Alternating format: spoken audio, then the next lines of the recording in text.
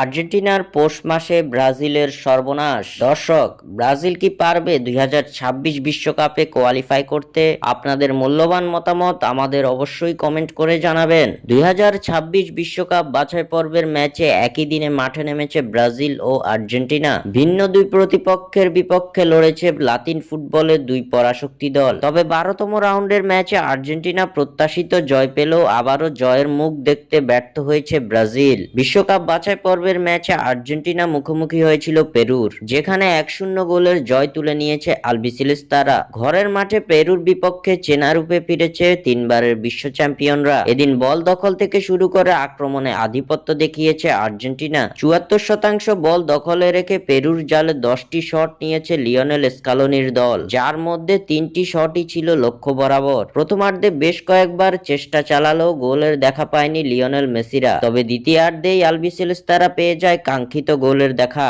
ম্যাচের 55তম মিনিটে লিওনেল মেসির অ্যাসিস্ট থেকে নজরকাড়া এক গোল করেন লাউতারো মার্টিনেজ। শেষ পর্যন্ত এই লিড ধরে রেখে প্রত্যাশিত জয় তুলে নেয় তিনবারের বিশ্ব চ্যাম্পিয়নরা। অন্যদিকে অপর ম্যাচে উরুগুয়ের বিপক্ষে মাঠে নেমেছে ব্রাজিল, যে ম্যাচে আরও একবার হতাশা ছড়িয়েছে সেলেসাওরা।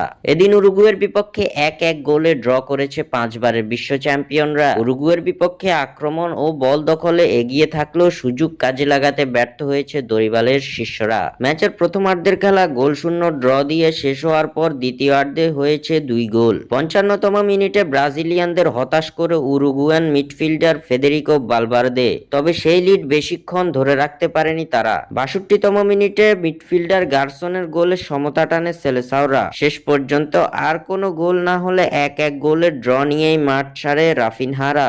স্বাক্ষর থেকে সাদবিন ইসলাম।